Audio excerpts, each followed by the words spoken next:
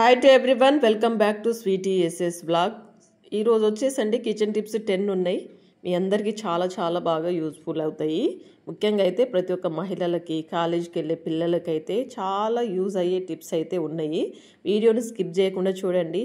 వీడియోని చూస్తున్నారు కానీ లైక్ చేయట్లేదు, అదేవిధంగా హైప్ కూడా ఇవ్వండి. మీరు లైక్ చేయడం వల్ల మరింత మందికి వీడియో అయితే రీచ్ అవుతుంది. సబ్స్క్రైబ్ చేయని వాళ్ళు ప్లీజ్ సబ్స్క్రైబ్ చేసి చూడండి. పక్కనే ఉన్న బెల్ బటన్ని ప్రెస్ చేయండి. బెల్ బటన్ ప్రెస్ చేస్తే ఏంటంటే నేను పెట్టే వీడియోలు మీకు నోటిఫికేషన్ రూపంలో వస్తాయి అన్నట్టు. ఏం చక్కగా వీడియో అప్లోడ్ చేయగానే మీకు వచ్చేస్తుంది అన్నట్టు. చలో వీడియోలోకి వెళ్ళిపోదాం. ఫస్ట్ టిప్ వచ్చేసి అయితే ఒక బౌల్ తీసేసుకొని ఇందులో అయితే వంట సోడా ఉంటుంది చూడండి, కుకింగ్ సోడా. ఒక హాఫ్ టేబుల్ స్పూన్ వరకు కానీ లేకపోతే టేబుల్ స్పూన్ వరకు అయితే వేసుకోవాలి. ఇందులోనే ఇంట్లో ఉండే మనకు లెమన్ ఉంటుంది కదండి, ఒక హాఫ్ చెక్క నిమ్మరసం పిండేస్తే సరిపోతుంది. ఇప్పుడు ఈ రెండింటిని అయితే మంచిగా మిక్స్ చేసుకోండి. ఇంట్లో చిన్న పిల్లలు ఉంటే అలాంటి వాళ్ళకైతే ఇదైతే చాలా బాగా యూస్ఫుల్ అయ్యే టిప్ అండి. అంటే పిల్లలు ఏం చేస్తారంటే గోడల మీద వాళ్ళ చేతికి పెన్ను కానీ పెన్సిల్ కానీ దొరికిందంటే మనం ఇచ్చే పేపర్ల మీద రాయరు, వాళ్ళు గోడల మీద రాస్తారు అన్నట్టు. ఆ గోడల మీద అవి కనిపిస్తే దయ్యాల కుంపలాగా కనిపిస్తాయి ఎవరైనా ఇంట్లోకి వస్తే. చూడండి, ఇక్కడైతే ఈ పెన్సిల్ గీత అండి. ఇది పోవాలంటే మనం ఎంత రుద్దినా పోదు, లాస్ట్గా పెయింటే పోవాలి, కానీ మనం ఏం చేసినా కూడా వెళ్ళదు. కానీ ఈ మ్యాజిక్ టిప్ అయితే మీరు యూజ్ చేసి చూడండి. వంట సోడా, లెమన్ రసం ఈ రెండింటిని ఇలా కలిపేసుకొని నేను టూత్ బ్రష్తో అయితే ఇలా రుద్దేస్తున్నాను. మీరే చూడండి లైవ్లోనే రిజల్ట్ ఎంత బాగా వస్తుందో. చాలా ఈజీగా రిమూవ్ అయిపోతుంది అన్నట్టు ఈ పెన్సిల్ గీతలు కానీ పెన్ను మరకలు కానీ. మీరు ఇంట్లో కనుక పిల్లలు కనుక గోడలకి కనుక అలా కనుక రుద్దేస్తే మాత్రం ఇలా క్లీన్ చేసేయండి, మీకు చాలా బాగా నీట్గా అయిపోతుంది. చూడండి, నేను తర్వాత పేపర్తో తుడుస్తున్నాను మీకు కనబడడానికి. అది డ్రై అయిపోయిన తర్వాత అయితే మనకి ఏం చక్కగా మనకు వాల్ ఎట్లుంటుందో అట్లనే కనిపిస్తుంది అన్నట్టు. చూడండి, నీట్గా అయిపోయింది కదా. మీ ఇంట్లో కూడా ఒకవేళ ఇలాంటి మరకలు గీతలు ఏమైనా ఉంటే ఇలా క్లీన్ చేసేసుకోండి. చాలా యూస్ఫుల్ అవుతుంది టిప్ అయితే, ట్రై చేయండి. నెక్స్ట్ టిప్ వచ్చేసి నేను ఫస్ట్ అయితే పేపర్ కటింగ్ చూపిస్తున్నాను చూడండి. 16 పొడుగు తీసేసుకొని వెడల్పు వచ్చేసండి చూడండి 16 అయితే నేను పొడుగు తీసుకున్నాను, మార్కింగ్ చేసుకుంటున్నాను. వెడల్పు వచ్చేసి ఏంటంటే 12 తీసేసుకోవాలి. అంటే డైరెక్ట్ క్లాత్ కూడా కట్ చేసుకోవచ్చు, బట్ మీకు ఈజీగా ఉండడానికి అనేసి నేనైతే పేపర్ కట్ చేసి చూపిస్తున్నాను చూడండి. ఓకే, ఇలా కట్ అయిపోయిన తర్వాత ఇట్లా డబుల్ ఫోల్డింగ్ చేసేయండి. ఓకే, ఇలా ఫోల్డ్ చేసేసిన తర్వాత ఏం చేయండి అంటే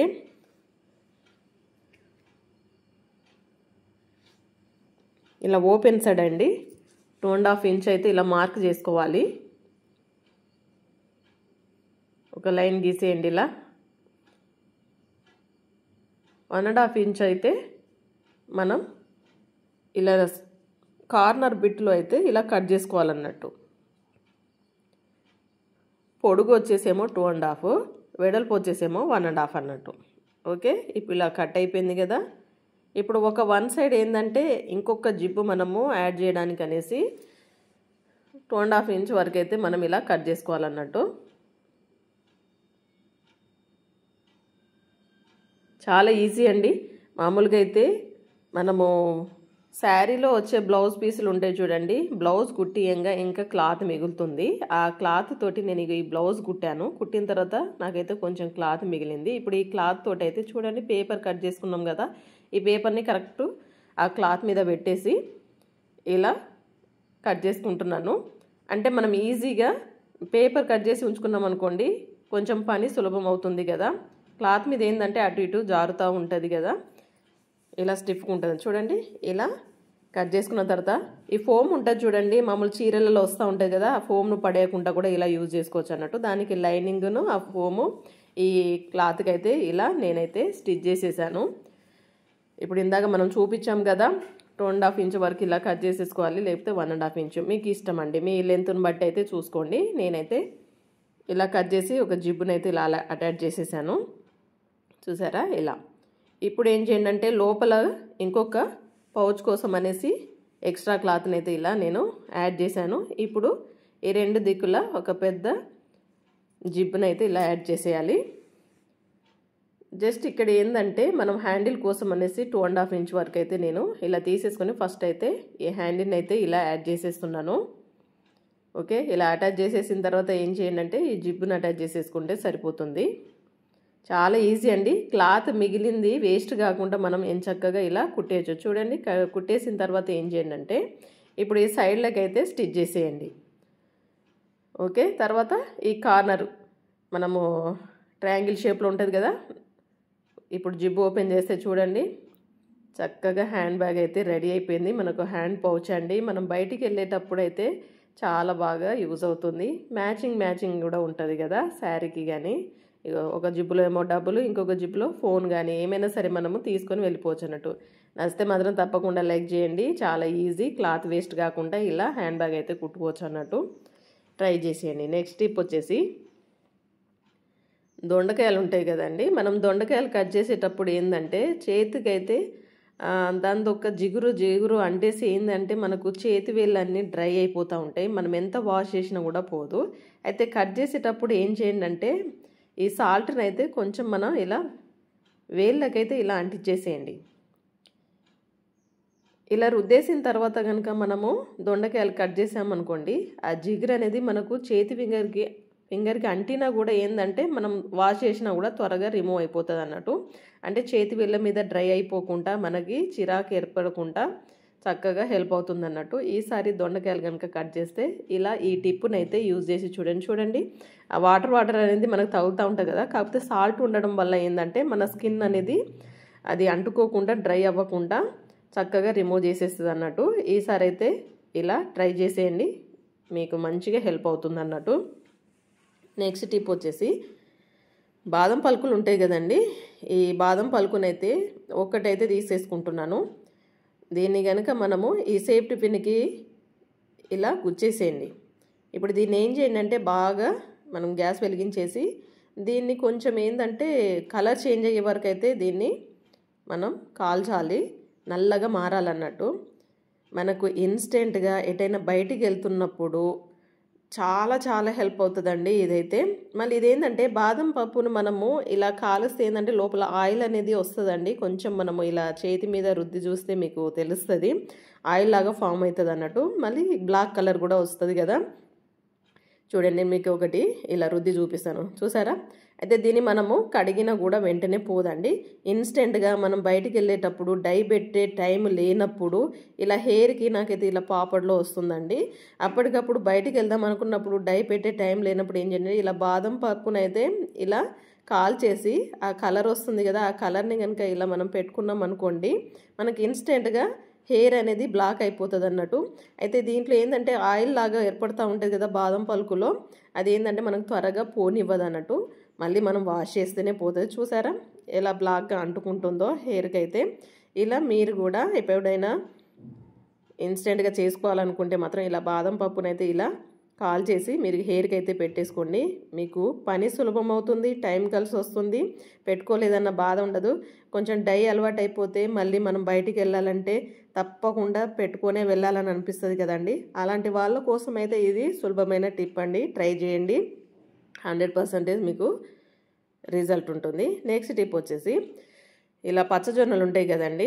ఎప్పుడైనా మీకు స్వీట్ తినాలనిపించినప్పుడు అరే బూందీ లడ్డే తినాలని ఏముందండి, ఇలా హెల్తీగా కూడా చేసుకోవచ్చు అన్నట్టు. అంటే కొంచెము హెల్తీగా అదేవిధంగా తినాలి అనుకున్నప్పుడు కొంచెం షుగర్ పేషెంట్లకు కూడా అండి ఇలా ఏం చేయండి అంటే పేలాల్లాగా చేసేయండి. పచ్చజొన్నల పేలాలని ఇలా తయారు చేసేసి ఇవి చల్లారిన తర్వాత ఇందులోనే 1 కప్పు వరకు బాదం పప్పులను కూడా తీసుకుంటున్నాను.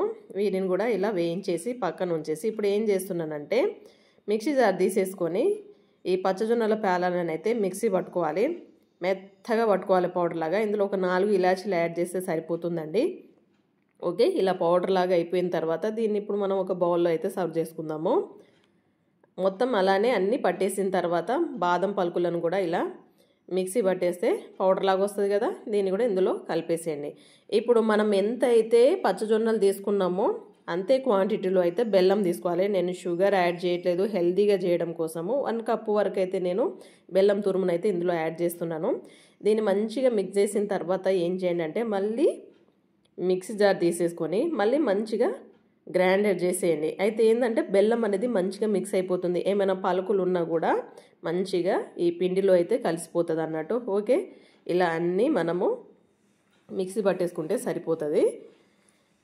చాలా ఈజీ ప్రాసెస్లో అయితే ఈ లడ్డుని అయితే తయారు చేసుకోవచ్చండి. ఇప్పుడు దీంట్లో ఏం చేయండి అంటే వేడి వేడి నెయ్యిని పోసుకుంటూ కనుక లడ్డు చుట్టారనుకోండి, హెల్దీగా టేస్టీగా చాలా బలమైన హెల్దీ లడ్డు అండి.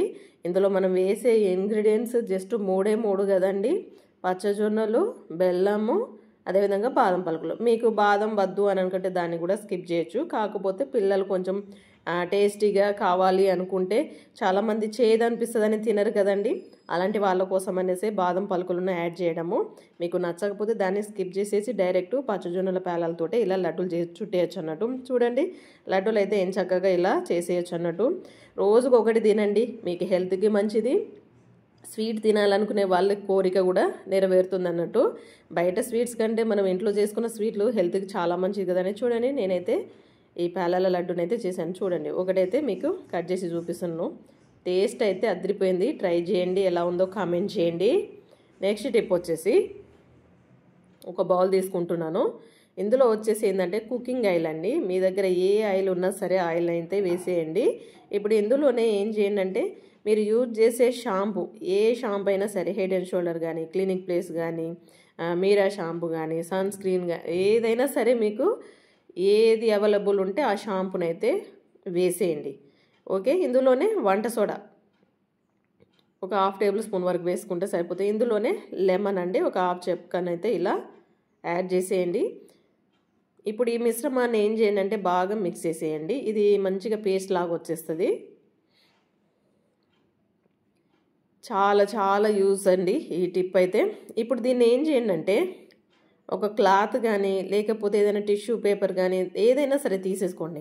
తీసుకొని దీంట్లో అయితే ఇలా డిప్ చేయండి. డిప్ చేసిన తర్వాత ఏం చేయండి అంటే, మీకు చెక్క డోర్స్ మొత్తము డస్ట్ బట్టి కొంచెం తెల్ల తెల్లగా మారిపోతూ ఉంటాయి కదండి, అలాంటి వాటిని మనం వాటర్ తోటి తుడిస్తే ఏంటంటే చెక్క అనేది పాడైపోతుంది కదా. అలా కాకుండా ఇప్పుడు నేను కలిపిన ఈ మిశ్రమంతో కనుక ఇలా క్లీన్ చేశారనుకోండి, చూడండి డిఫరెన్స్ చూడండి, లెఫ్ట్ టు రైట్ ఎంత నీట్గా క్లీన్ అయిపోతుందో. అంటే మనం వాటర్ తడి చేస్తే ఏంటంటే కర్ర అనేది పాడైపోతుంది కదా. ఇక్కడ ఇంకొక కర్రను చూపిస్తున్నాను చూడండి. చెక్క సామాన్లు ఏవైనా సరే ఇలా క్లీన్ చేసేయండి. తెల్ల తెల్ల మరకలు అన్నీ పోతాయి అన్నట్టు, నీట్గా అయిపోతాయి. ఇందులో ఆయిల్ వేసాం కాబట్టి మనకు పాడవకుండా నీట్గా కనిపిస్తుంది అన్నట్టు.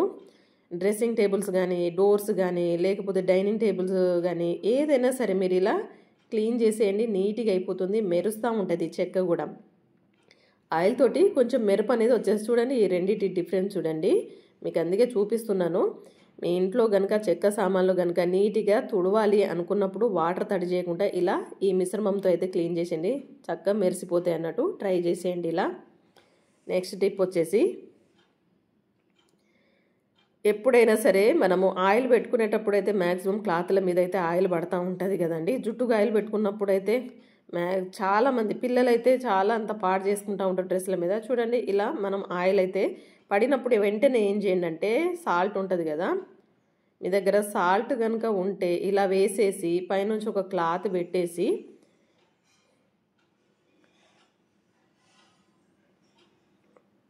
కొంచెం మందపాటి క్లాత్ పెట్టినా ఓకే, ఐరన్ చేసేయండి ఇలా. ఒక 2 మినిట్స్ కనుక మనము ఇలా ఐరన్ చేసామనుకోండి, ఆయిల్ మరకలు అనేటివి రిమూవ్ అయిపోతుంది అన్నట్టు. ఇంకొంచెము ఉండింది, దాన్ని ఇంకొంచెం మళ్ళీ ఐరన్ చేస్తే సరిపోతుంది అన్నట్టు. చూడండి, మొత్తం క్లీన్ అయిపోయింది అన్నట్టు. ఇలా ఎప్పుడైనా సరే ఆయిల్ మరకలు పడితే మాత్రం ఇలా క్లీన్ చేసేయండి, మీకు మంచిగా హెల్ప్ అవుతుంది అన్నట్టు. నెక్స్ట్ టిప్ వచ్చేసి, నిమ్మకాయ పైన కాఫీ పొడి వేసి చూడండి, చూస్తే ఆశ్చర్యపోతారు. ఇదైతే ప్రతి ఒక్క మహిళలకి, కాలేజీ పిల్లలకి, అందరికీ చాలా చాలా యూజ్ అవుతుందండి ఈ టిప్ అయితే. కాఫీ పొడి అయితే ఇలా నిమ్మ చెక్క మీద అయితే 1 టేబుల్ స్పూన్ వరకు వేసేయండి. ఓకే, ఇప్పుడు దీని మీదనే ఏం చేయండి అంటే, పసుపు ఉంటుంది కదా, ఒక 1/2 టేబుల్ స్పూన్ వరకు పసుపు, అదేవిధంగా పేస్ట్ అండి, కోల్గేట్ పేస్ట్ వేస్తున్నాను.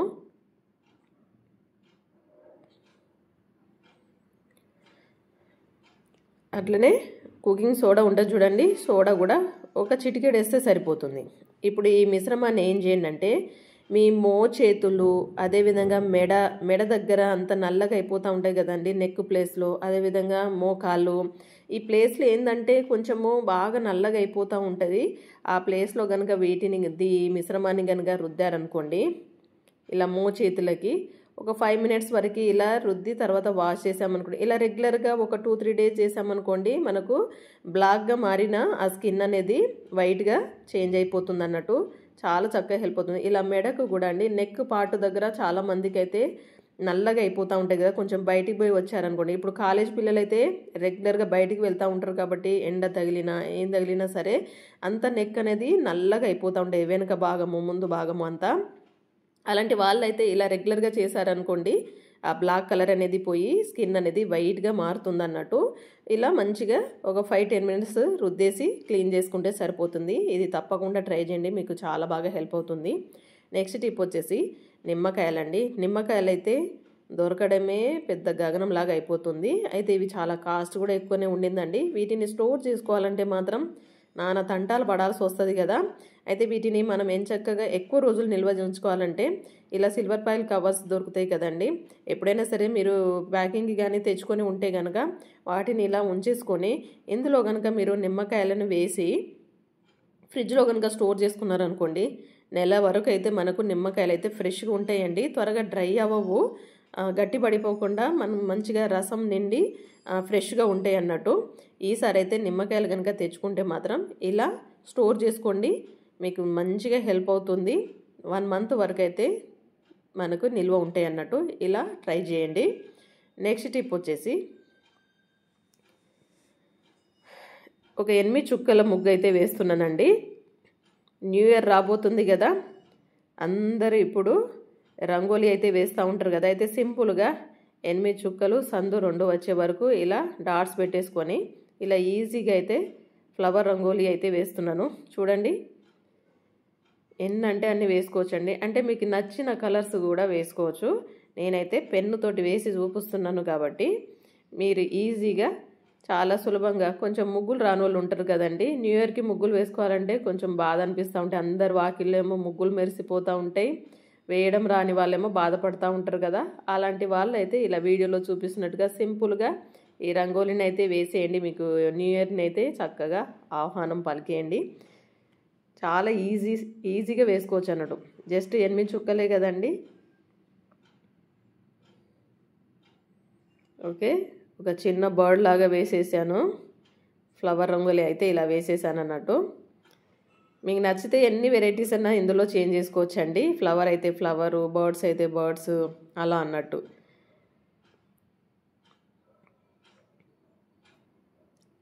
ఓకే, ఇప్పుడు ఏం చేయండి అంటే 2026 కదండి, హ్యాపీ న్యూ ఇయర్ అనేసి మధ్యలో బాక్స్లో ఇలా రాసేసుకున్నారనుకోండి, చూడడానికి ముగ్గు చిన్నగానే అనిపిస్తుంది కానీ కలర్స్ నింపిన తర్వాత చాలా అందంగా కనిపిస్తుంది కదా.